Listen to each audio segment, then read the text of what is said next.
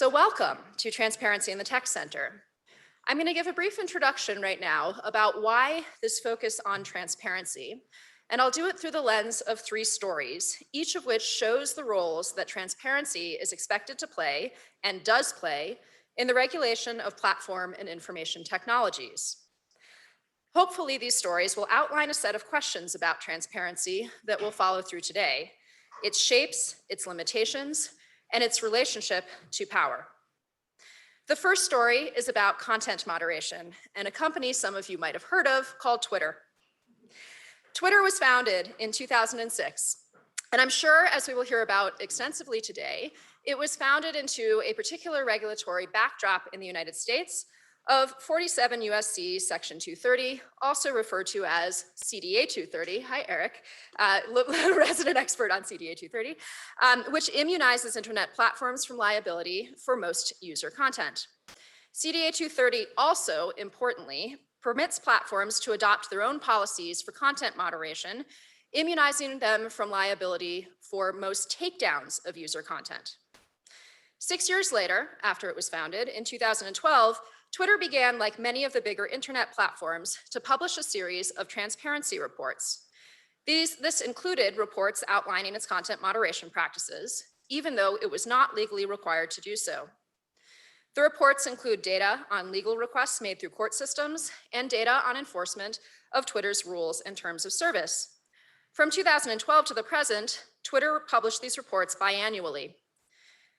The original reports then evolved into a more comprehensive and interactive transparency center, which you can still go to and play around on, and I suggest you do before it potentially disappears. In 2016, Twitter convened the Twitter Trust and Safety Council, a group of now roughly 100 independent expert organizations from around the world, gathered not so much to perform oversight over content moderation, but to advocate and advise Twitter on the development of its products and its ideas. Then Elon Musk took over last week. He fired Twitter's top executives, including the policy executive responsible for communicating with the External Trust and Safety Council. He has stated that he wants to form his own content moderation council with, quote, widely diverse viewpoints. And in the meantime, Bloomberg reported that there was a 1,700% spike in hateful conduct on Twitter on Saturday. So why do we care? Why in particular do we care about transparency? What role are these voluntary transparency reports, or now really a transparency center, playing in this otherwise permissive regulatory environment? Were they serving their role well? Were they working? And what will be lost if Twitter no longer continues to voluntarily provide them going forward? What will be lost if Twitter decides not to interface in any other ways, including providing other forms of transparency to a wide range of stakeholders, including NGOs and researchers? My second story is more from the space that I play in, and also, probably thankfully for you, shorter. This one comes out of data privacy. In 1973, the Department of Health, Education, and Welfare published an influential report on records, computers, and the rights of citizens. You heard right, that was 1973. The report considered the rise of computer-based record keeping and the risks that an imbalance of power would arise between those holding computerized records and those whose information is in those records. It is surprising, indeed almost shocking, just how relevant the 1973 Hugh Report's analysis is today. It discusses the ways in which individuals might be trapped and frozen by their data as stereotypes. It discusses the way that data errors can travel and harm individuals, and the way that information gathered and analyzed in one context may cause harm when used in new contexts. Many of the report's substantive policy recommendations were about, you guessed it, transparency. In fact, the Hugh Report developed what are now known as the Fair Information Practice Principles, or FIPS, which are recommendations that now form the bases of data privacy laws around the world. At its core, the FIPS include the requirement that there shall be no secret records. An individual must receive notice that records exist, notice of how they're used, and be able to access what information a government agency or a private entity hold about them. In practice, the implementation of these 1973 principles ranged a lot, from the heavily critiqued and largely characterized as weak notice and choice model that long governed in the United States, to the backbone of the European Union's General Data Protection Regulation, to our very own, and I'm very proud of this, Colorado Privacy Act and subsequent interpreting regulations. A central debate now in privacy law circles is, again, why transparency? What is the aim of these different notice and disclosure rights? Is it to enable individuals to exercise other rights? Is it to check the power of the record keepers through market sanctions or other forms of shaming? Is this transparency working in this space? And for many people, the answer is a resounding no. We receive notices all the time. We rarely have time to make substantive choices. And if other tools are necessary, what tools should they be? What tools might be better? Finally, my third story comes from the realm of algorithmic accountability, otherwise known as the law of automated decision-making or the law of artificial intelligence. And I draw this example from the Electronic Privacy Information Center, EPIC's report earlier this year on the use of automated decision-making by government in DC. Since 2012, the DC Pretrial Services Agency, or PSA, has used a pretrial risk assessment instrument, which is a computer program. The program's developers claim that given an input of 70 attributes ranging from criminal history to race, it will predict a defendant's likelihood to reoffend before trial and fail to appear at trial.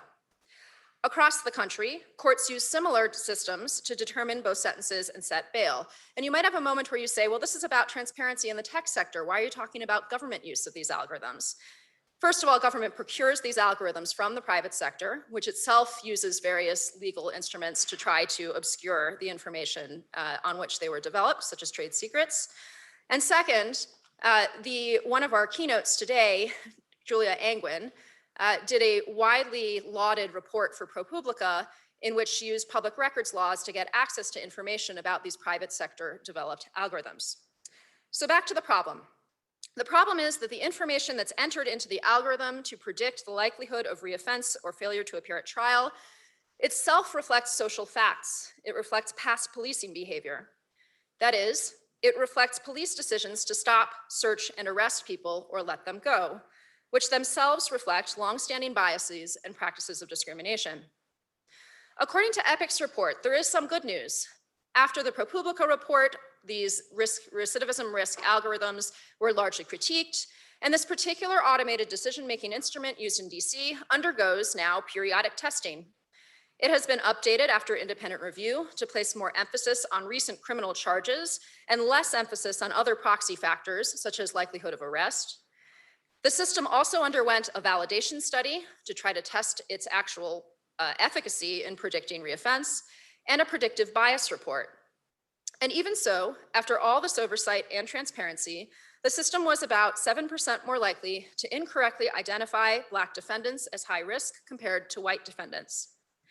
Evaluating a similar system or the use of a similar system by prosecutors, the Wisconsin Supreme Court found that there was no due process right to inspect the source code of the algorithm or otherwise to challenge it, and relied instead on a warning to judges not to over-rely on such instruments. So once again, what's the role of transparency here? What can and can't transparency do?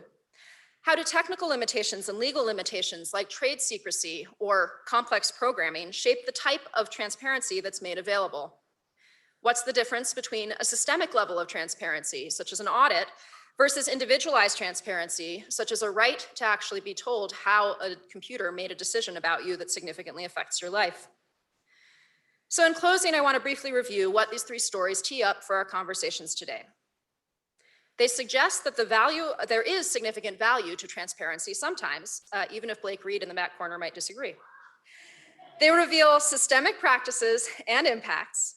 They enable the shaming of companies and spur changes in behavior.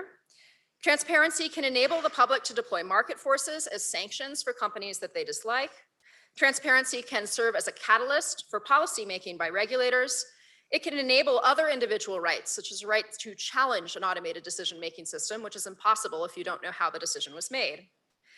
And transparency can actually serve an oversight function over the regulators that are regulating the private companies as well, forcing them to be accountable to the public rather than captured. These stories suggest, too, that transparency is far from uniform.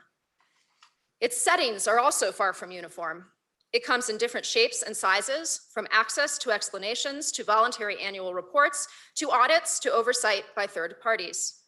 It shows up across many different branches of technology law with wildly different enforcement mechanisms, and sometimes no enforcement mechanisms at all.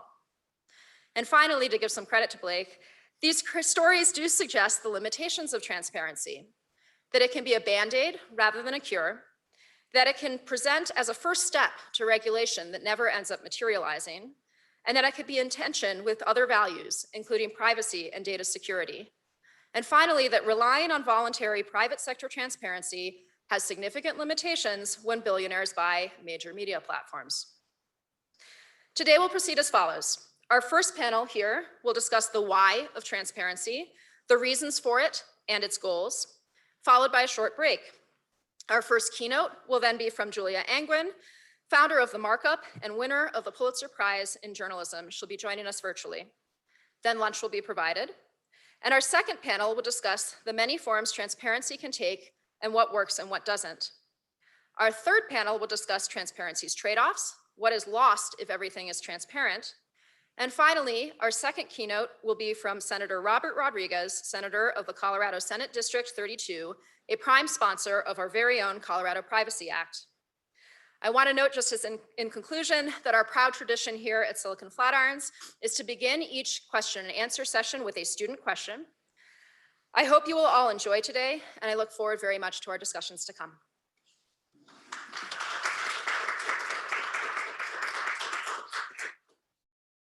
So thank you, Margot, for that really incredibly thought-provoking introduction, which I think is going to shape this panel's discussion and the rest of the day. My name is David Sullivan.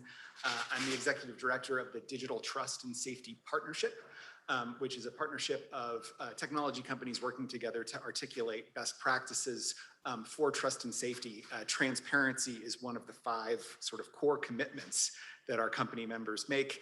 I'm also on the Silicon Flatirons Advisory Board, and I am thrilled to be moderating this discussion with some of my favorite people and some of the sharpest thinkers in the tech space. So I'm going to introduce them very briefly so we can spend as much possible time in discussion and also have that time for Q&A and bringing the expertise of the folks in the room into the conversation. From right to left, starting here. So we have Bree Reggio, who is a platform policy manager at Discord. We're going to talk a little bit about what that actually means. To her left, we have Daphne Keller, who directs the program on platform regulation at the Stanford Cyber Policy Center. Did I get that right? Then Evelyn Douek, assistant professor at Stanford Law School. And finally, and last but not least, Alex Walden, who's the global head of human rights at Google. So I'm going to be posing questions to each of our panelists, but after they give their initial remarks, it'll be opened up for others to weigh in as well. And I think with that format, we're going to try to have a really free-flowing conversation and just try to hit as much as we can on this panel's topic, which is why transparency, which oftentimes I think is a question that whether you are a policymaker or regulator and someone from an NGO, someone from a company, maybe doesn't get asked as early enough in the process of thinking about these issues as it should be. So on that note, we're going to start with Evelyn. So the question really is, what role should transparency play when it comes to particularly content moderation and regulation of content and content laws? Great. Well, thank you, and thank you everyone for the opportunity to be here and organizing this conference. I think it's a fantastic program. I'm looking forward to learning from all of you today. I think this is a great and really important, and as you said, often overlooked question that we could probably spend the whole day answering, which is why transparency, and it is so centrally important because without transparency is an instrumental good. It is not an intrinsic good. You only want transparency in order to achieve some other aim. And so the why, the why you're asking for it will inform the what you're asking for, as well as the from whom and to whom. And every single one of those is a variable and informs lots of different kinds of transparency that we might want. There is no such thing as transparency as a monolith, and there's also no such thing as accountability as a monolith. And so every single one of those things needs to be broken down. So it's not that we don't want, that we want, that there is a best form of transparency. I think there's multiple forms of transparency that we would want for multiple different purposes. And without being specific about it, we run the risk of, doing exactly what Margot was talking about getting sort of transparency theater or transparency that doesn't achieve anything. We can be drowned in transparency with actually learning very, very little. And I think, some of the transparency that we already have has fallen into that bucket. If you look at some of the industry reports, not pointing any fingers, but industry reports that we get about like mass numbers of takedowns of pieces of content falling into certain categories, it tells you so little about what's going on within that system. It doesn't tell you, were those decisions accurate? It doesn't tell you how many times was hate speech missed and not taken down. It doesn't tell you, why is that number increasing? Is it increasing because the platform's getting better at finding hate speech, or is it increasing because there's more hate speech on the platform and actually the platform's getting worse at detecting it, and the numbers that they're missing are getting bigger. So all of those, and I could keep going on, but we're getting these reports that are maybe progress, and it's great. I really appreciate the industry opening up and giving us some data, but without being really specific about what you want, we run the risk of wasting everyone's time, because I'm sure a lot of time and energy goes into that within the companies as well. So we can talk a little bit about some of the forms that might be useful and to whom, from whom. So platforms to users can be really a really important form of transparency, and users, by the way, are not the ones reading those transparency reports. Like, 50% of the people reading transparency reports are probably in the room right now. Like, it is not the 1 billion users that are reading how many pieces of hate speech Facebook took down last quarter. But there are really important forms of transparency, including notice through the kinds of rules that the platform has to tell them what they can and cannot do. Telling them why a piece of content violated the rules.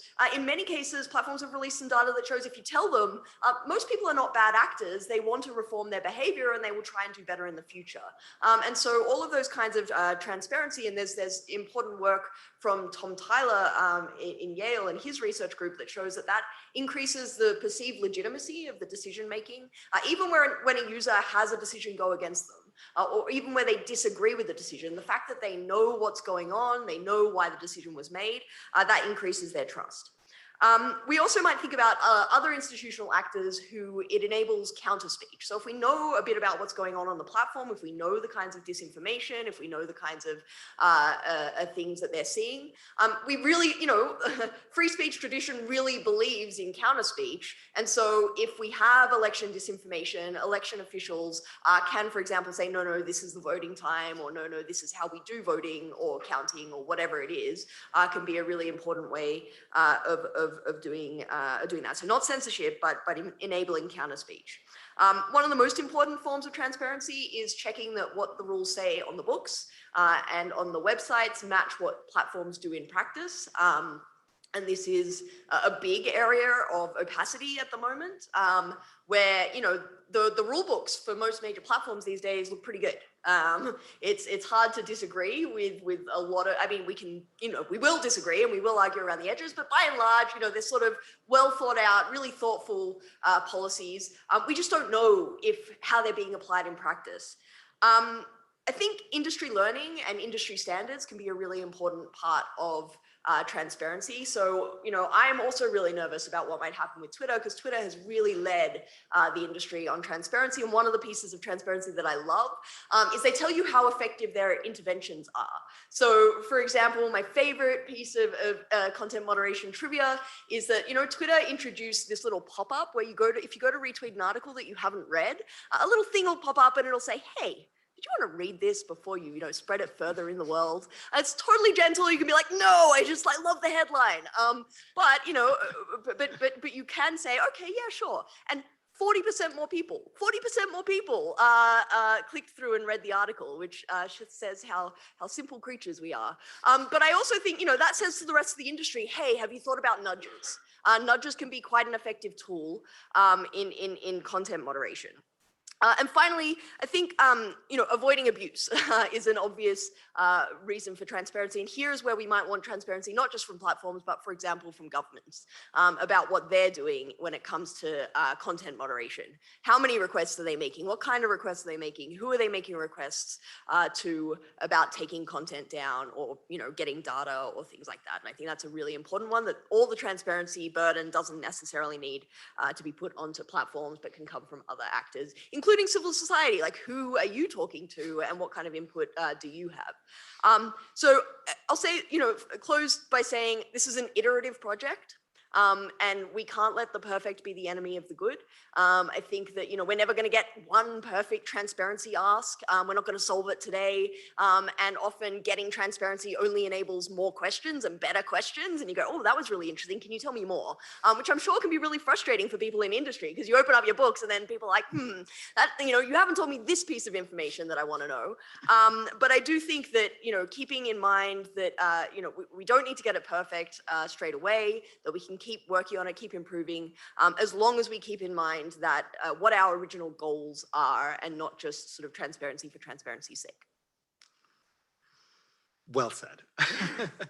Does anybody want to just jump in and add to, or maybe try to subtract from that before we move down? So if not, I think that sort of perfectly tees up the kind of like a pragmatic approach to sort of why we want transparency. And I think then helps us lead into our speakers from companies. And so I wanted to start with Alex, head of human rights at Google. So from a human rights perspective, like, what is the role of transparency in Google's human rights responsibilities? And what does that look like, especially in terms of the kind of public reporting aspect of transparency? Well, that's a great question. And again, thank you for inviting us to participate in the symposium today and on the session. Maybe I'll just start on kind of a reflection I had this morning when I was thinking about this panel and thinking about, so I've been at Google now for about 7.5 years. And the conversation that we were having about transparency then, it's really, I think it's important to appreciate how much we've evolved in that time. And I know folks like Daphne and others in this room have been working on it since before then, but even in that 7.5 years, there was sort of a conversation happening between a very small group of folks who work on kind of digital rights. And now it's a conversation, those people are still having it and driving it in many ways, but it's a much more public conversation being had with governments and the public and other stakeholders in ways that I think it took us a long time to get there. So I think that's sort of one important piece of thinking about kind of why it's important for companies, but also how we've evolved our thinking about transparency over time too. Like Google was the first company to launch a transparency report. We did that in 2010. And at that time, we were really focused on what is the relationship between governments and companies, and how do we make sure the people using our platform and the public generally, who is also holding their governments accountable, understands what it looks like, what the requests look like that companies are getting from governments. What are they asking us to do? What content are they asking us to take down? What data are they asking us to hand over? And so how can we make sure people know that, both to educate us in our use of platforms and also in our conversations with government? So that's sort of like really where it started for us. And that's very tied to the company's principles around human rights. And I think it sort of coincides with the kind of the beginning of organizations like the Global Network Initiative, where companies were really kind of coming together to try to understand the dynamic of what they were doing and their relationship to government and how they could share more information about that to educate all stakeholder groups so that we could have kind of, we could just have a better conversation about how to come up with solutions. But just kind of to your point, what is the primary reason we do this from companies? It's really about the trust of the people using our platform. We want people to understand how our platforms work and how they're engaging with it. And so I think it gets to a lot of the things Evelyn raised, which is about sort of what kind of transparency. We're talking about a lot of different kinds. So I think again, in the past, the conversation really focused on transparency reporting, which is still an essential part of this work. But really, we need to expand the way we think about this, both qualitatively and quantitatively, and then also the different kind of groups of people who need transparency. And so that's about the individual people who are using our platforms and how we engage with them, as you said, sort of how we notify our users and making sure that they understand why we're taking actions and what they can do to ensure that they're working within the bounds of our policies and vice versa, I guess, sort of too. And then there's the general public, and I think that's for everyone to understand how our policies work, the way that we're governing our platforms, that's both qualitative and quantitative. And then for regulators to understand from really a compliance perspective, how are companies doing the things that they say they do? And transparency might look a little different in that way and might not always be public.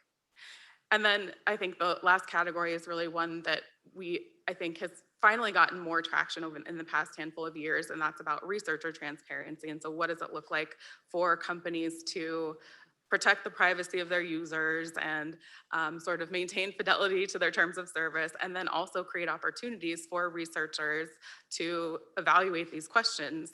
What are the trends that we're seeing, and how could we be doing better in our enforcement? So that's sort of the primary reason. It's really about user trust. But I do think, again, from a human rights perspective, the other big piece is that just fundamentally, if you are a company who's committed to human rights, and lots of the large platforms are, it's sort of incumbent upon you to proffer transparency artifacts to enable the conversation among stakeholders. Companies that are committed to human rights are also committed to a multi-stakeholder conversation and recognize that solving problems in the online space there's a role for everyone, for companies, for civil society, for researchers, and for government. And for us to enable that conversation, we have to be more transparent about it. So it's really sort of just table stakes if you are a company that cares about and is committed to human rights. And that's obviously going to be regulated for companies over time as well. But I think some of us have sort of understood that was necessary from the beginning. I will stop there because I know that's a lot of fodder for us to talk about. It's perfect because I think we're starting to fill in some of the variables that Evelyn set out and talk with a little bit more specificity about what kind of transparency, to whom, from whom, et cetera. To that end, I want to go to Bree next and to sort of transition from a more external facing company perspective in terms of that human rights role and that multi-stakeholder conversation with external stakeholders to break down what it means to be developing the rules for a platform and what a platform policy manager does and how that relates in particular to setting expectations about the rules and guidelines for a platform and the community of users of it. Yes, thank you. Thank you for that question. And thank you to my lovely panelists as well, who I feel like have teed me up very well to kind of answer this. So I'm going to answer this question or kind of get at this question of transparency from particularly a platform policy lens. That is the work that my team and I do, and that's how I'm usually thinking about transparency. So when I mean platform policy, what do I mean by that? I'm referring to the policies that we write or put together that basically underwrites our community guidelines. What is, or probably more accurately, what is not allowed on the platform. Some companies will refer to this as content policies. At Discord, we call them platform policies. And I want to talk a little bit about kind of the benefits that can happen with transparency to users around these policies. So when I'm thinking about that, there's kind of two pieces to this. The first is really thinking about, are our policies actually transparent to users kind of from the get-go, from the ground up? Do our users understand what the policies are, where to find them, how to follow them? Those policies, assuming that users know what they are and are willing to follow them, can also really help set kind of the norms, the expectations around what kind of activity, what types of posts are actually appropriate for the platform. What are the norms of that platform and the communities you're participating in?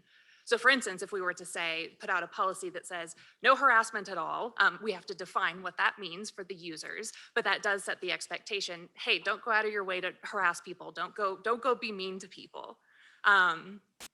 The second layer to this too then is, in the instance where users are violating policies or a user has violated a policy, transparency around, hey, you violated the policy. What policy did you violate? What particular part of the policy potentially did you violate? And then what do you have to do to essentially get back into good standing? Assuming you're not completely banned from the platform, of course. How do we educate users? How do users know how to basically make sure they don't end up in that situation again? And part of this as well is all in service of kind of safety of the platform, right? Safety of our users. Again, it's just another area to kind of set expectations and also build that trust with our users, which was mentioned just a bit ago. There's really that opportunity there when you are willing to be more transparent. There's also this other element too, where I think it's important for other users who maybe haven't committed the violations and aren't receiving some kind of enforcement response to also see and to also understand, how is this platform enforcing the policies? Are the policies actually being enforced? Again, it's another area where that trust is being built. It's another area where, I mean, we're really showing then the policies actually mean something. We're not just saying something and then just letting it be kind of a free-for-all space. And so again, that element of transparency then continues to build the norms, continues to build the expectations, continues to build the trust. So I say all of this kind of with the understanding that not all users, most users actually, when they're violating policies, are not intending to do so.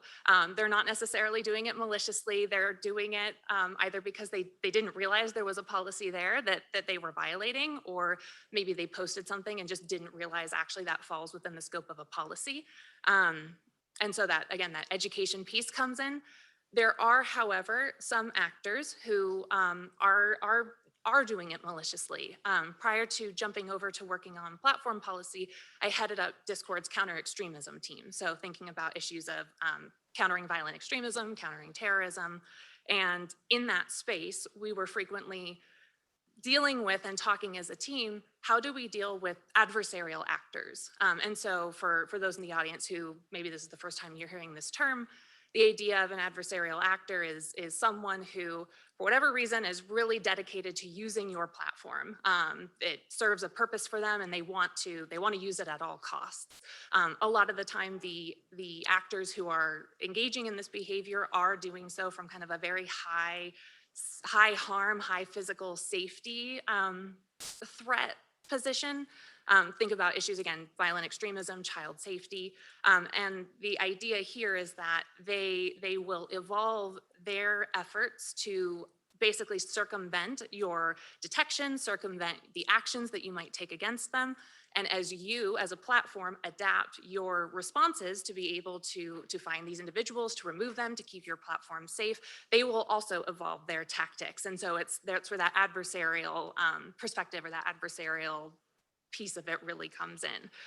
And so when thinking about these actors, there is the potential that when you are being more transparent about how are you enforcing these policies, how are you detecting them, that by being transparent there, you potentially are giving the adversarial actors, these individuals who you want to take down, you're giving them information on how to better kind of evade you. I think there's kind of two minds of this as well. I mean, on one hand, certainly we could say, well, these actors are going to figure out this anyways. And so, err on the side of transparency. There's so much more good to be coming from that.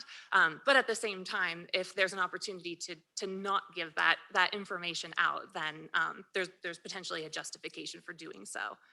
And then finally, I'll wrap this up by saying that in those very highest harm or severe kind of situations where potentially we're dealing with maybe even illegal activity and law enforcement is involved for whatever reason, there's also a potential drawback, a pretty significant potentially drawback to offering transparency to users engaging in this activity. And so in that way, transparency can really backfire. So for instance, we can think about a situation in kind of the child safety realm. Say we have an adult who is preying upon a child. Law enforcement is involved.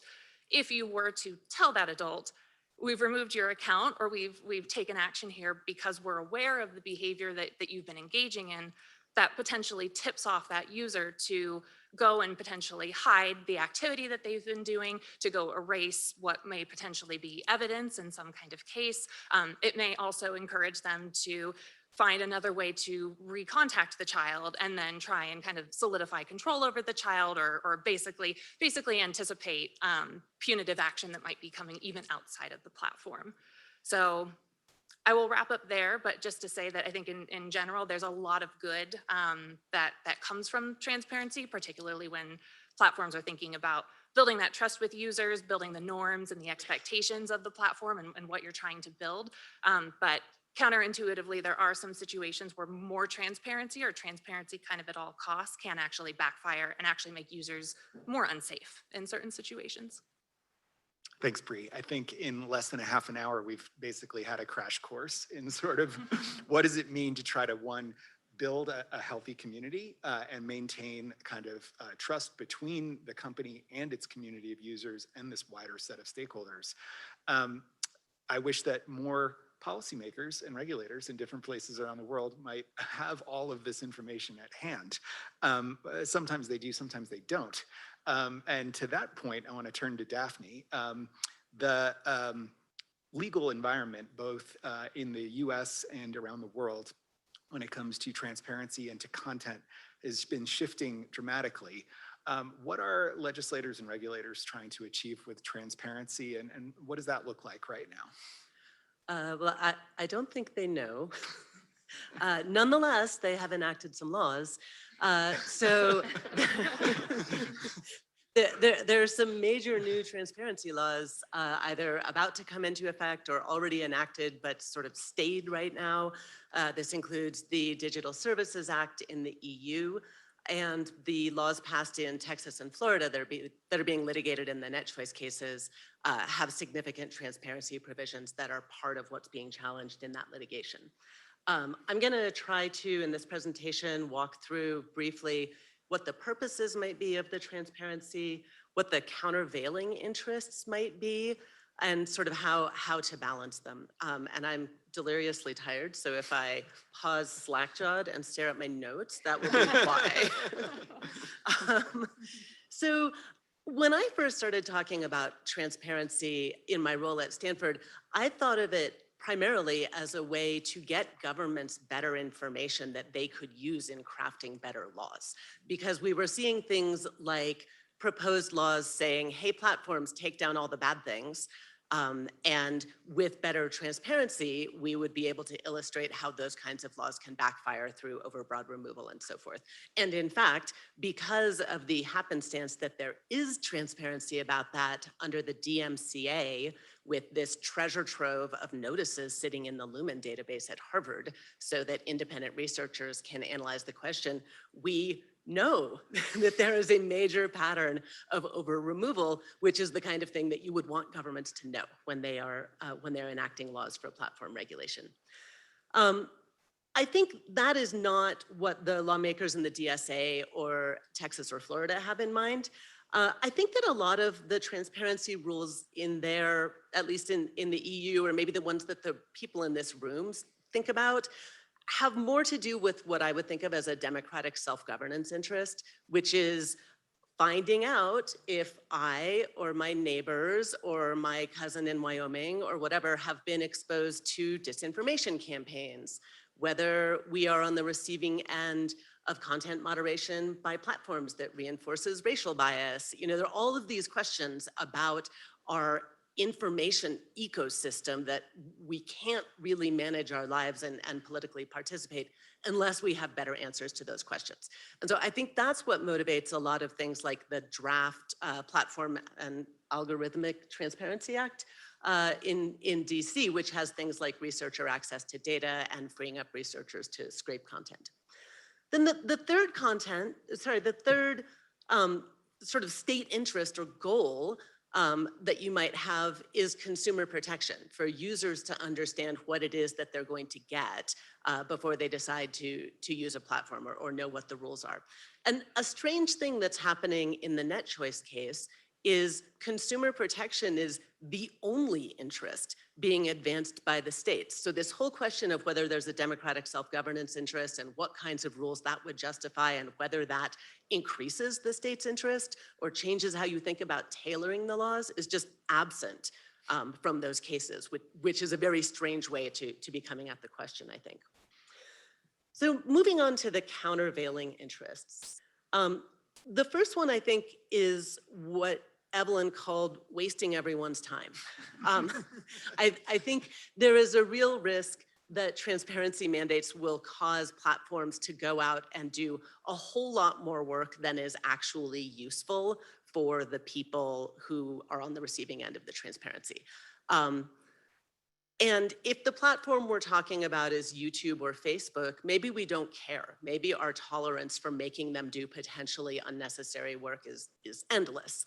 But just to kind of look at the numbers, in NetChoice, YouTube said in its filings that right now, every quarter, it notifies 9 million people about video removals and lets them appeal them. But if the Texas law forces them to also cover comments in the same way, that number will go up to 1 billion notices and potential appeals a quarter, which is a huge uptick. And if your opinion of YouTube comments is anything like mine, I'm not sure that that's always the best use of resources. Again, maybe we're fine making YouTube do it, but the Texas and Florida laws make a bunch of smaller, like mid-sized companies do this, one of which, full disclosure, is Pinterest, where I do some consulting. And the Digital Services Act in the EU has these mandates all the way down to platforms that have just 50 employees and that make 10 million euros a year. This, I think, is a dangerously anti-competitive setup. The idea that much smaller platforms will be forced to bear these big burdens far, far earlier in their development than the giant incumbents did is not a setup for actually having new market entrants come along who will challenge those incumbents. So I am worried about the wasting time / competition problem. The second concern is privacy.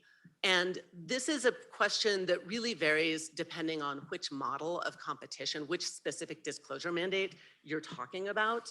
But for example, a lot of conversations I'm in with people thinking about drafting transparency laws or drafting them, they don't necessarily know the ways that aggregate data disclosures can actually be crunched down to become individual personally identifying information about the users. They are not conversant, as the privacy people in the room may be, with things like NetChoice releasing aggregate data and researchers being very swiftly able to identify individual users. So there's just a translation or education process, I think, that needs to happen so that we don't accidentally wind up with laws that create that problem. There's also a question about laws like researcher access mandates, like the ones in the DSA or potentially in PATA in the US. Are researchers going to get access to the actual content of people's communications, including private communications? Is that what we want? Are they just getting metadata? And is that what we want? And there's a legal issue there about surveillance and privacy, which is if platforms are handing over private information to researchers, does that information lose protections from state surveillance that it would have had under ECPA or would have had under the Fourth Amendment had the data stayed where it was with the platform? So there's just like a big question to sort out, and I hope we slow down in the US and sort out that question before enacting the laws. And I have to admit that even my personal favorite transparency measure, which is reforming laws like the CFAA to allow more scraping so that researchers like the Ad Observatory at NYU can do truly independent analysis of what Facebook or YouTube or whoever is showing people. Even reforming scraping laws, that has a privacy issue because scraping is how we got Clearview AI. There is a countervailing interest to think about in that case also.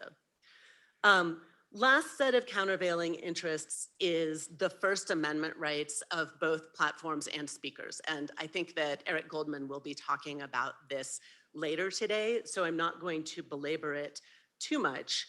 But there are basically two sets of problems here as I see it. One is something that Eric has written about, which is some transparency mandates make it very, very easy for the enforcer, such as Texas Attorney General Ken Paxton, to come to platforms and effectively strong-arm them to change their policies.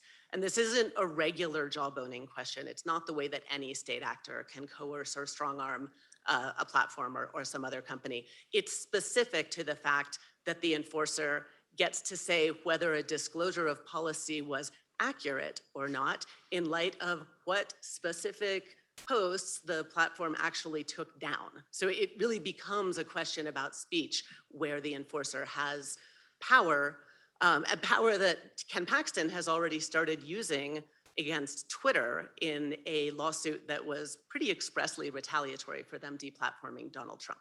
So there's a state abuse problem here. And then there's a separate, like far less sexy issue that ties to the competition points I was making before, which is if you have smaller platforms having to do elaborate transparency measures, like very, very detailed aggregate transparency reports, it is much easier and cheaper for them if they simplify their speech policies and don't have the more nuanced policies that places like Discord want to be able to have. And so that becomes sort of state action causing a reduction in the diversity of forums for online discourse and the diversity of speech rules that users can choose. And importantly, this is not just a question about the speech rights of platforms to set their editorial policies, although that's pretty much the only argument being raised in NetChoice. This is also a question about the speech rights of the rest of us as internet users, not to have the speech rules we live on under kind of secretly influenced by Ken Paxton or by A.G. Bonta in California, you know, and any state actors. Okay, so there are all the factors, everyone. How do we balance them? I don't know. I think a really important part of the question is to have researchers be very, or like the people who want to use this data, be very serious about what specific data they need for what specific goals, so we can understand kind of where the most important things lie on that side. And then on the other side, like we need more surveillance experts in the transparency conversation. We need more people who can dig deeper into all these countervailing interests. Ultimately, I think that what we need is carefully designed laws that try to avoid some of these problems, and many of them can be avoided through better drafting. But to make lawmakers have better drafting, we need some kind of standard of court review that forces them to do it. And to my mind, that's something like intermediate scrutiny, where like there has to be some tailoring of how the law is designed. But you know, transparency laws are still possible. They're not totally precluded.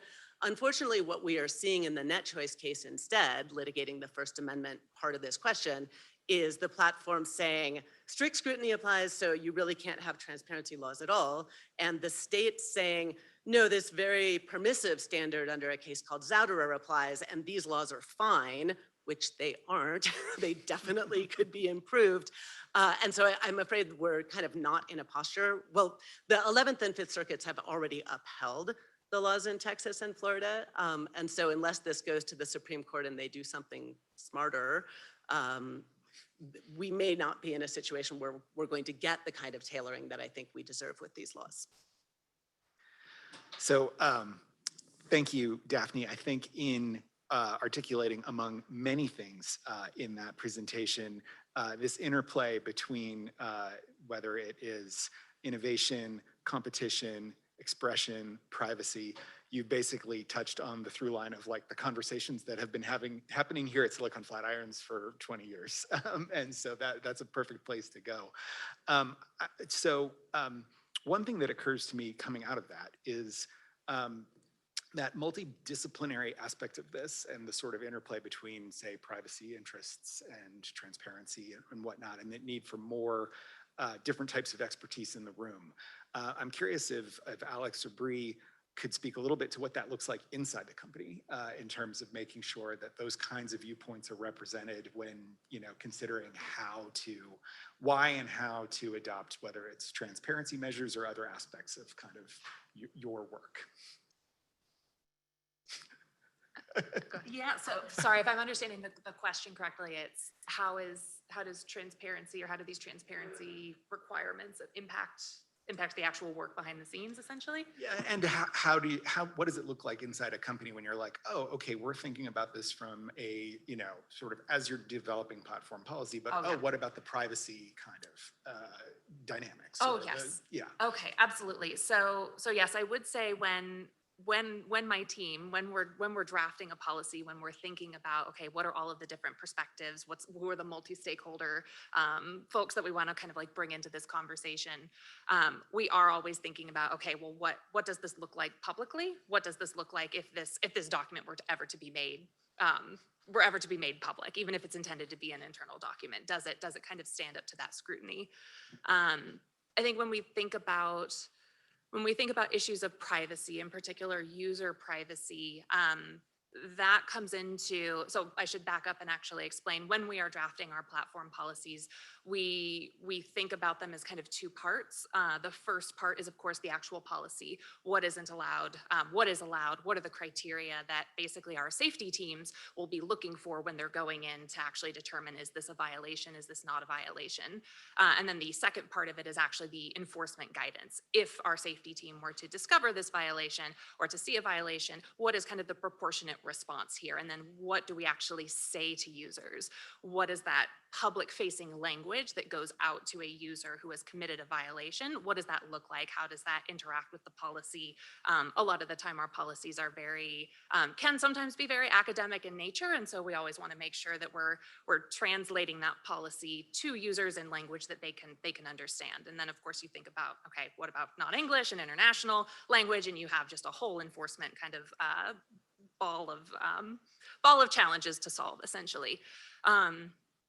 When we're thinking about privacy then too, and also kind of disclosing the actions that we're taking, I'm trying to think of kind of the best way to get at this question.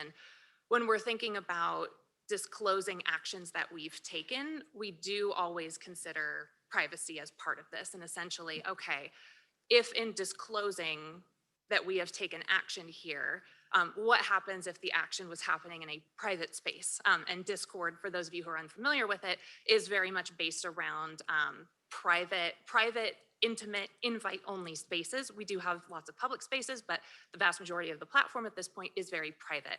And so we're always thinking about, from the enforcement perspective, when we're drafting these policies, okay, if we disclose that we took an action here, that a policy was violated, is that actually unintentionally violating an expectation of privacy that our users have, particularly in kind of these private spaces? And so it's something that we're always thinking about as we're drafting policies, but typically from enforcement, and then also thinking about, what is this going to look like kind of publicly when it comes out?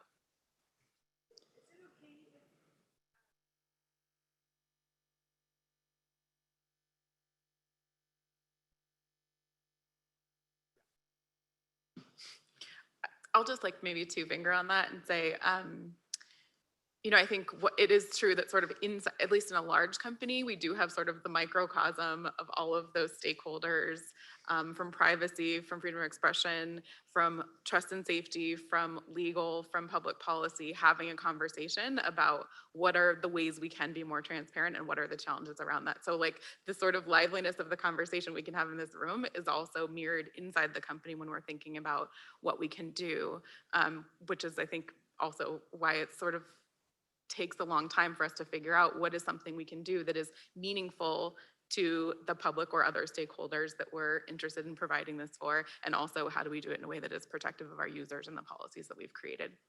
And then the other thing just to say about that is that's also why it's so important for us to kind of be tailored in the way that we're thinking about how we do transparency across different kinds of products, because it looks different for us to be kind of think about what policy transparency looks like on something like search, where we release the entirety of our search radar guidelines, versus ways in which we think about metrics that might be useful on platforms like YouTube, where we are, creating things like violative view rate and kind of thinking about new metrics that might be useful for people to think about. So I think that just kind of maybe a kind of a different, it's a tangent a little bit, but thinking about why it's important to not be too rigid in the way that we think about transparency and kind of being overly prescriptive and standardized in the way we think about it, because it should look different across different types of platforms when we're taking into consideration all of these interests.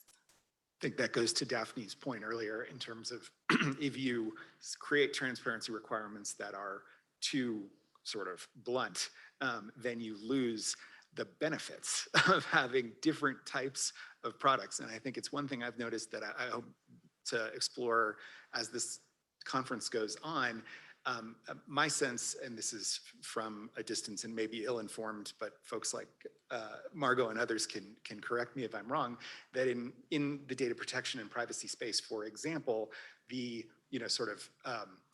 the benefits as well as the risks of data processing is something that is kind of well factored into these things, whether it's from a company perspective, a regulator perspective, and that when it comes to content issues, sometimes I think we don't often think about what are the benefits of having this type of content, of having this type of product, as opposed to just we go, because there are these very scary risks around things like child safety, terrorism and violent extremism, et cetera, that sometimes foreclose a more sophisticated discussion about specific products, specific services, and what kind of transparency is useful for them.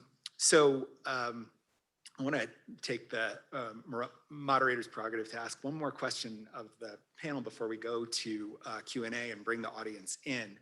I'm curious, so picking up on something that Alex had mentioned in terms of the change in the conversation.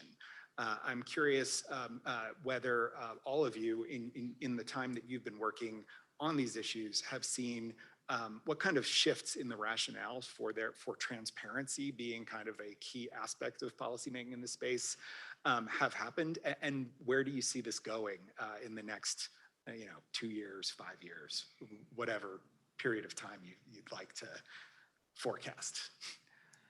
So maybe I think my time range is longer than anyone else's, so I'll go first. That means I'm oldest.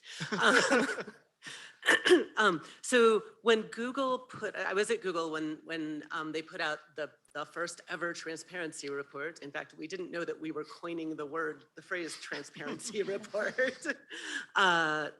I'm blanking on the year 2013 or something like no longer. 2010. 2010. Yeah. So the whole point, as we saw it then, was to show how governments were shaping online speech or getting access to people's private data. It was transparency about state influence on platforms. And there's been a huge shift, and an appropriate shift since then, to seeing transparency reports as also, or maybe primarily, disclosures about platform power and what platforms are doing in relation to speech. So I think that's a really important shift. Yeah, I can chime in strictly from just how I've seen things change at Discord as a startup company. I joined the company 3 years ago. As I mentioned, I originally kind of started on the trust and safety actual enforcement side before I jumped over to the policy side of the house.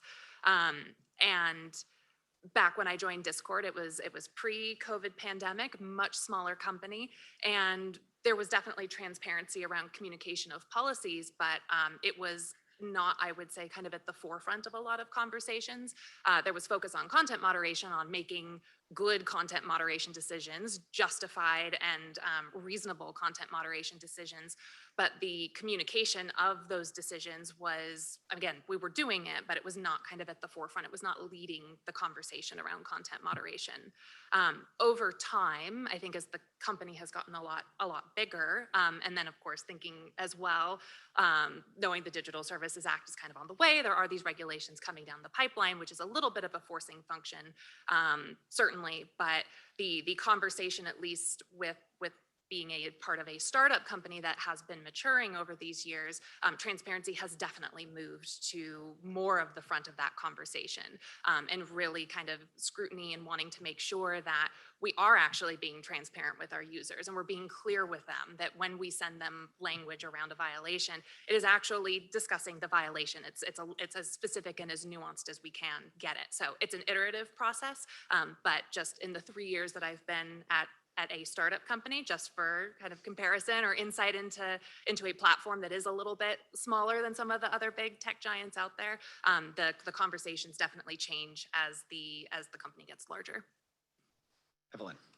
Yeah, I mean, I would say, and my time frame is a lot shorter, but I would say I think the conversation has gotten more sophisticated in the time that I've been in this space. I think due to the product of a lot of people in this room and outside, a lot of hard work. And so for all of the concerns and things that we have about regulation and things like that, I think that's a million steps ahead of where we were even 5 years ago. And so I think that's very encouraging. I think it's also gotten more interdisciplinary, which I think is great, to your point, David. And I think that there's a lot more work to be done in that space. But I think if I can just sort of give lawyers a bit of a knock here, I think lawyers really dominated the conversation for a very long time about what kind of transparency might be good or not. And that resulted in these kind of blunt transparency measures that might look a lot like what we want from transparency in the law, which is, like appeal rights, reasons, numbers of individual cases. And I think there's more awareness now about like the systemic kind of transparencies that we might want, as opposed to that kind of individualized transparency, which I think is really important. I think, one of my favorite examples about this is that the oversight board, when it first got set up, was very much in that individualistic model, but it, insisted that it wanted access to the algorithm, right? And it's like, what does that mean, right? These are these lawyers, these human rights lawyers. I have a lot of respect for a lot of them, but we need other people in the room saying there is no such thing as the algorithm, and even if you could see the algorithm, like it's not gonna tell you what you think you want to know. And so I think having other voices in the room has been good. I'd also say there's been a bit of a turn against transparency in the time that I have been studying it. It was sort of all the rage about 5 years ago, and it was something that everyone was asking for. And I think now there's been a lot more sort of and I think that might be a product of it being a more sophisticated conversation, more awareness of the costs and more awareness of the trade-offs. It might also be a product of the regulators that we see now, who are different to the regulators that we saw 5 years ago. But it is a noticeable shift, I think, in the sentiment around it. Alex, you basically already answered this question. Is there anything you want to add to it? Or? I mean, because I would plus one everything everybody else said. The only thing I would add is maybe just what I see personally inside my company and the conversations we're having is there's a heavy veneer that is compliance focused. And so I think that it will be, over time, it'll be interesting to see what that means for this community of stakeholders who are really focused on what are the creative new things we can do. And I think as companies are putting more and more effort toward building, like becoming more regulated entities and building compliance mechanisms inside the companies to make sure we're meeting those demands, that we will see like sort of what impact that may have on companies' kind of proactive innovation around new and interesting transparency things. Too short. Just to kind of merge what Evelyn said and what I said, I think at the same time, partly because of this shift from people being interested in transparency about government action to platform action, or wanting like due process or appeals when people are silenced through government action, to wanting similar rights for platform action, we've kind of carried over, as Evelyn said, all these conclusions that we reached back when we were talking about government power, and assume that they're the right conclusions for platform power. And maybe they are, but the scale is just so phenomenally greater, and they're different in other ways. I feel like maybe if you're in international human rights, this is kind of the transition from the Manila Principles, which are all about state-initiated takedowns of platform content, to the Santa Clara Principles, which are all about platform-initiated. And I'm not sure if we kind of stop to think through how the details should work. So it's now time for questions from the audience. Very much in keeping with the Silicon Flatirons tradition and the Phil Weiser rule, we are going to start with a question from a student. And so I see Blake pointing at someone in particular.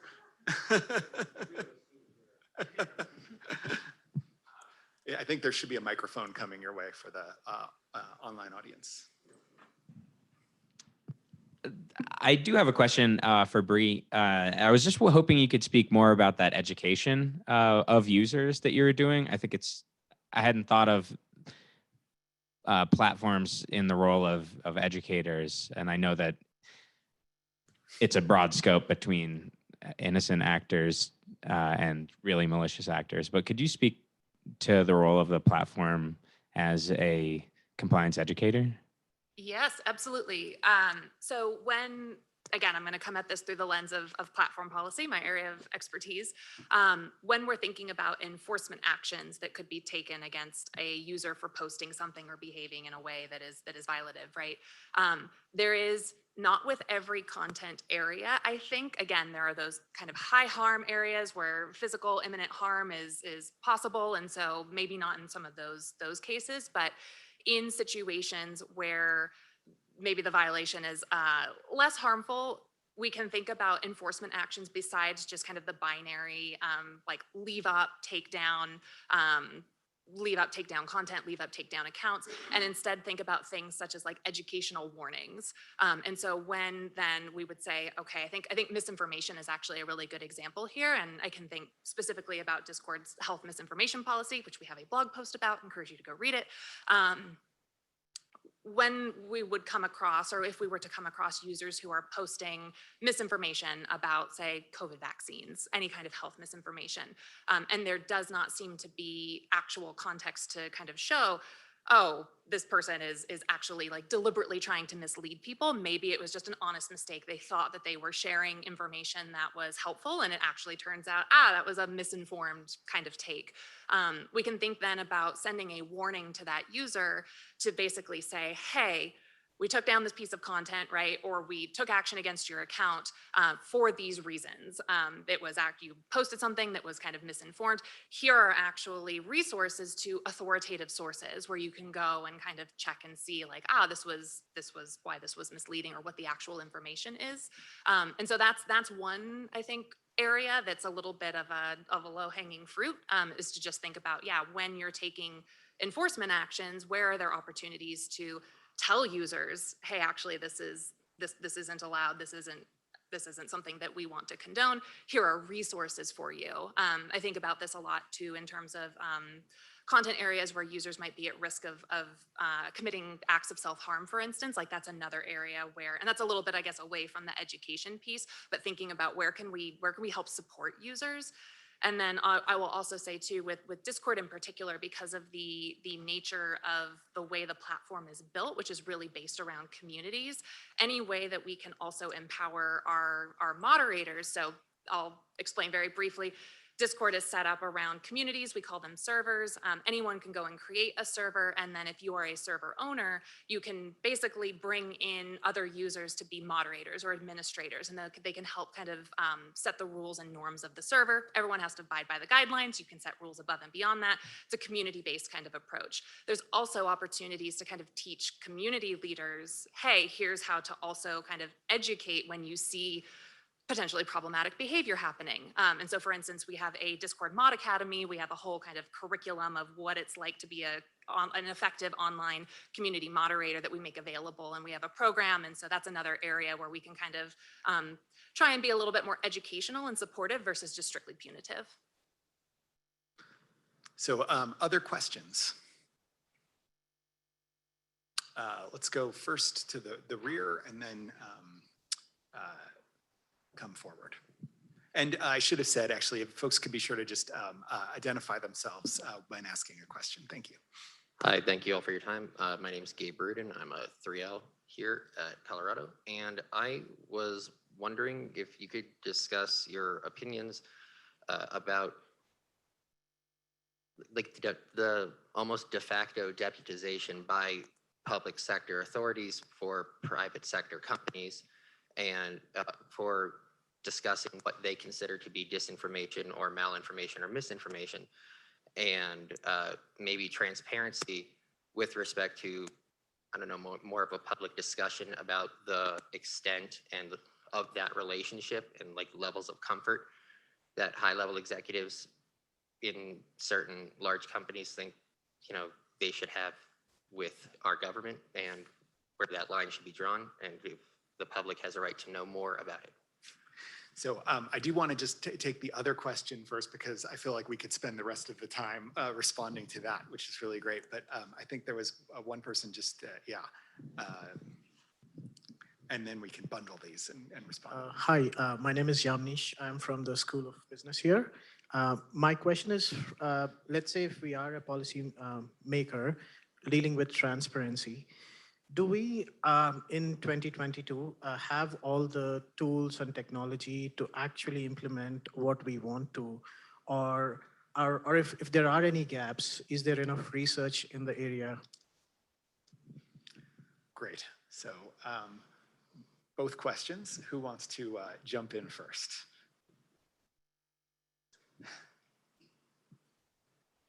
Okay. So the first question I could definitely talk about for several hours. But there's this foundational issue, which is that lawmakers or people who are state authorities have very limited power under the First Amendment to prohibit disinformation. There's some disinformation out there that's so bad it can be illegal, consistent with the First Amendment. And then there's a really broad swath of disinformation that people are worried about that's probably lawful. And so it's not even that they're delegating a power they have to platforms, it's that they want platforms to go out and deal with that stuff, and only platforms can do it because the platforms are not constrained by the First Amendment, which is in many ways a very problematic dynamic, right? It means that we are necessarily handing policing power to these big private companies over which we have very little oversight and very little control and so forth. But if you're not going to do that, what are you going to do? Do you have a conversation about shifting the First Amendment line and making there be more content that government can legitimately regulate? Like, where does that go? So I'll pause there. And then I do want to speak to the second question about whether we have the technology to measure the things that we want. And I think there's a really important kind of measure being discussed right now where I'm not sure we really do generally have the technology. And that is measuring the so-called prevalence of particular content across a platform. So this is, instead of saying, well, we know what we took down and why, so we're going to be transparent about that number, it's asking about all the content that hasn't been reviewed and trying to estimate across all of that content, how much of it violates the hate speech policy and so forth. And both Facebook and YouTube have come up with ways that they try to extrapolate those numbers, and at least Facebook, and I hope not YouTube, is in DC and state capitals telling lawmakers they should mandate everyone to do that. And I think we need to ask a lot of questions, in particular about how well this works for languages other than English, or for people using slang that is different in Peru versus Spain. I think that there's a lot we should be asking about the prevalence metric. Yeah, so I want to plus one everything Daphne said and read it into my remarks and just echo particularly the point about the constraints on the government action is what makes content moderation so useful and important, because that's where I am deeply suspicious of private power and concerned about the level of power that these private companies have over these fundamental, self-governance interests, but it also can be really important because in some ways giving that power to the government would be worse, to allow the government to police many different kinds of false information. But I do think there is this content moderation hot potato thing that happens a little bit, because these decisions are also really unpopular and controversial in many cases. And so you see people institutions trying to throw the potato to each other. And we saw in the pandemic, for example, which was the first time that many platforms came out and said, we're going to take content down purely because it's false, purely because it is misinformation or disinformation. And it was kind of like this, big moment for watchers in this space because they had so long insisted we're not going to be arbiters of truth. But the reason why they did that, the way in which they did that, most of them said, well, we're going to go off. The reason why we can do this here is because there are accepted authoritative sources that we can point to make our policies in terms of mis and disinformation. And that was normally like local health authorities, places like the CDC, places like the WHO. And of course, as the pandemic went on and there was sort of more information about how sometimes those authorities had got it wrong, there was, finger pointing and it didn't have quite the legitimizing effect, I think, that the platforms want. I also think that there are legitimate questions to be asked about government and platform relations in this area as well. And this is one of the reasons why we want more transparency from governments as well as more transparency from platforms, because one of the concerns we would have is that governments do an end run around the First Amendment by not making laws explicitly saying we outlaw certain kinds of mis and disinformation, but by quietly, jawboning came up earlier about like putting pressure on or behind the scenes suggesting the platform should take down certain kinds of information. So, I'm not a conspiracy theorist in this area, but I do think that there is, there are justified questions about the nature of those relationships. I think the second question is a really, really important one. And I think that, I think the answer is no, we don't have the tools. And that's why, I have deep concerns about enshrining into law transparency measures that are really easy to draft, like that are just like, give us the number of things you take down, but not so useful. And so, and wanting to have a more flexible regime, I guess, transparency regime that can adjust over time as tools get better, rather than, for exactly the reasons that Daphne said, that the big platforms are in favor of these transparency measures is often because, it can become a tick the box compliance regime that doesn't really get to the useful information. So I think that brings us to the end of our time, but also perfectly tees up. Oh, we do. Oh. Oh, wow. All right. Well, I'm going to add one thought of mine, and then we can go back to the audience here. On the question of tools, I think one thing that I've been thinking about lately, and that may be an underexplored aspect of some of these discussions, is that we tend to focus on companies like Google and Discord, the providers of services. And there are a lot of companies out there who are providing services to those companies when it comes to identifying hate speech, ML classifiers, that sort of thing. And those vendors and sort of what kinds of tools they're bringing and what effectiveness of those things, I think, is an underexplored area that I would recommend to folks who are looking into this area, because a lot of those companies are really in growth mode right now. And especially at very small companies, they may be doing everything. Yeah. Go out and research the vendors. I think that's the translation, right? Yeah, yeah. Other questions from the audience over here? Yeah.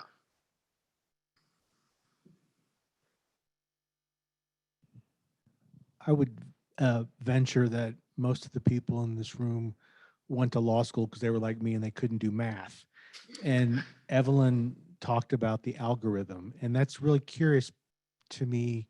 And I think your point was that everybody seems to want the algorithm, but it's not really going to give them the information that they want, or it's not the cure-all that they think it's going to be. And I was wondering if you could expand on that a little bit as to why the algorithm is not going to be the holy grail. I think probably the practitioners are going to have more useful information about that. But, so I think, first of all, there is no such thing as the algorithm that gets used at these companies. There's multiple different kinds of tools that do multiple different kinds of things. And so, the tools, the automated technology that platforms use to take down hate speech is different to the tools that they use to take down terrorist videos, is different to the tools that they use to amplify or de-amplify content in their feeds. And it's constantly changing. All of those tools are constantly changing and don't give you another reason why it would be very limited is because, first of all, if you could see what the factors are that feed into those tools, that's not so useful or interesting without knowing what the data is that's being fed into that. So you could have sort of like information, and honestly, there is information, like Facebook has released quite a detailed description of the factors that go into how it prioritizes information in your feed and how many sort of different variables go into that. But without knowing sort of what it's being trained on or what it's looking at, it doesn't tell you very much about what's actually happening on the platform. So the GOP has sued, I think it's Google, over their algorithm, saying that if it says GOP, conservative, everything's getting blocked, or it's getting sent into a spam filter, or it's being sent off so that the end user doesn't get it. So, I mean, does the algorithm look for just, is it more complicated than just one word, like liberal or conservative or GOP or Ted Cruz or whatever it is that's in the email?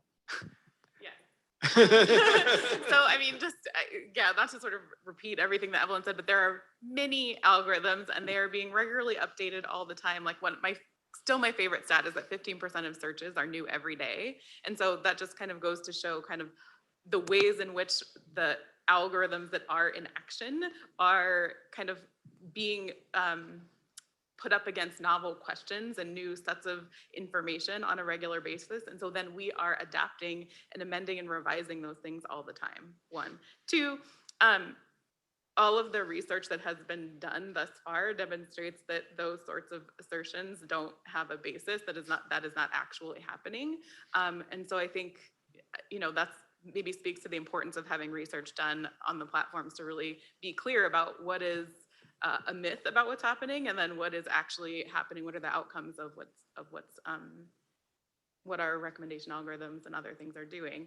And then last, just to highlight, I think YouTube does have a paper kind of explaining how its recommendation algorithm works, and I think it gets to especially those things that are factors about what's considered, to help folks understand more generally what's happening without a specific interrogation of the ones and zeros.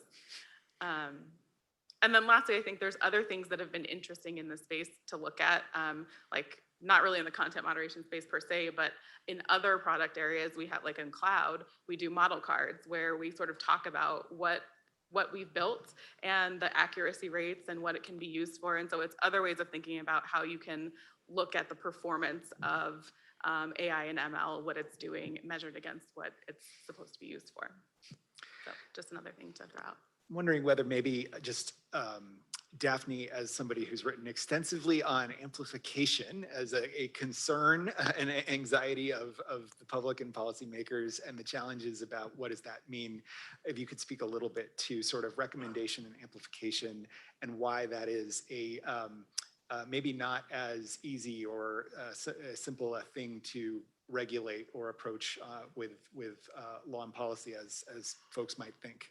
Sure, and this dovetails really well with the last question about algorithmic transparency. So for anybody who's interested in this topic, I really recommend the work of Jonathan Stray at Berkeley. He's been publishing things with co-authors on this recently, going into questions of like, what would be useful to know about algorithms? What does good transparency look like?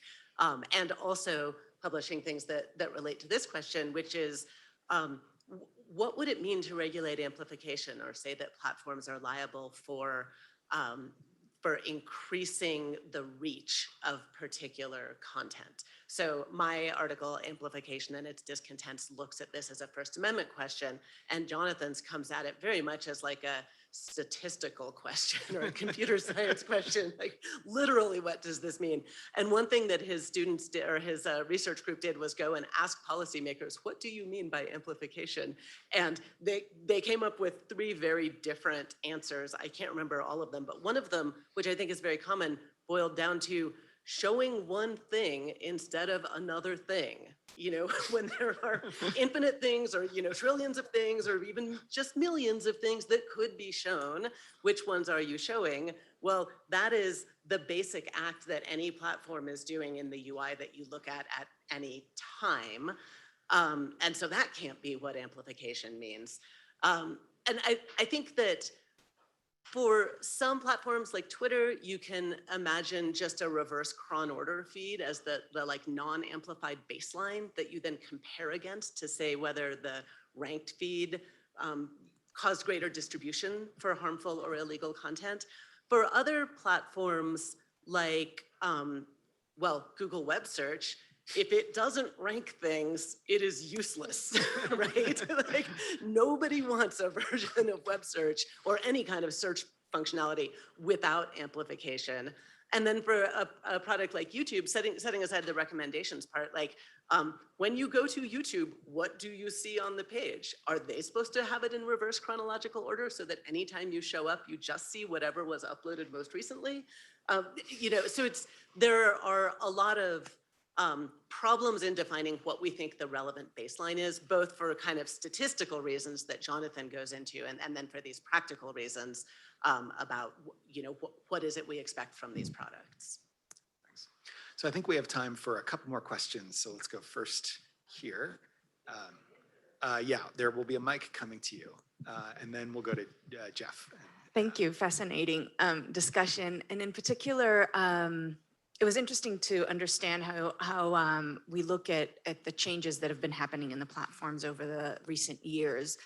As someone who has lived in the bits and bytes, you know, when these platforms were kind of growing, I very vividly remember that the tone was, or actually the responsibility was given to the product managers, to the engineering managers to make real important decisions on these platforms, right? It was innovation comes first, and you know, go fast, break things, you know, just do things. And I remember being a product manager myself, I had to make the choice of, do I do a default opt-in or out? And am I taking the data? Am I not taking the data?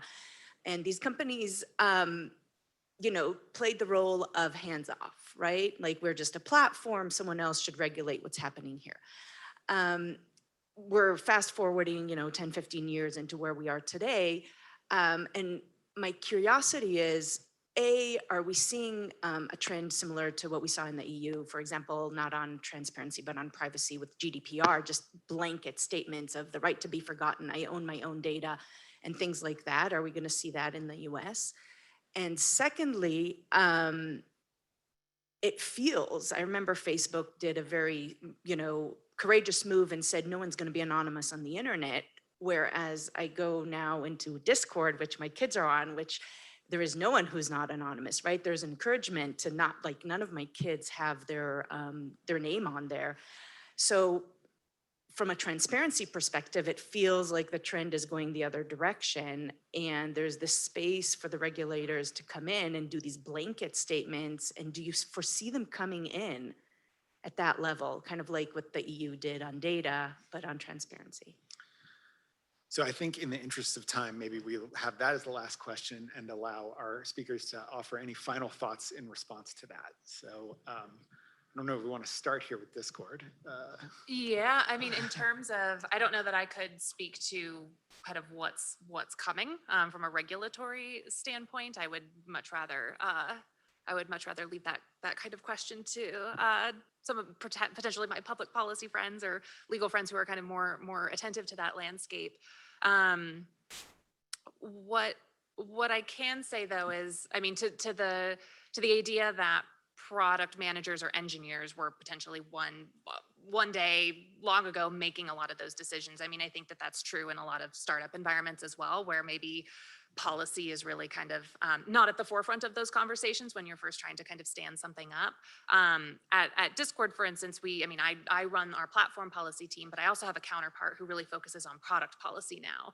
And there is kind of this responsibility that I think we've taken on as a company. And within, I mean, we also have someone working on kind of responsible innovation, trying to look at what are the externalities to society of some of these product decisions that we are making around, anytime we're developing a new product, what are the implications there for reach of content? What are the implications there for privacy? And so our product policy, my product policy counterparts and the team there will work with those engineers and product managers to really try and think about, okay, like what's actually happening here. And there's also now the addition, of course, of our legal team, right? Thinking about, okay, given the regulatory landscape, how do all of these different things kind of play together? And there's potentially sometimes some tension there between, okay, are we doing things safely? Are we doing things kind of in a deliberate way that we want these products to be developed, that's going to actually kind of safeguard users, safeguard the platform, take into consideration privacy. And so there is, again, I can just, again, speak to my observations over my time at Discord, which has been there is a sense of responsibility that I think has been taken on there, that it is, the responsibility of the platforms, whether or not the regulations are coming. That just happens to be one factor. Any final 2-second thoughts from the rest of the panel?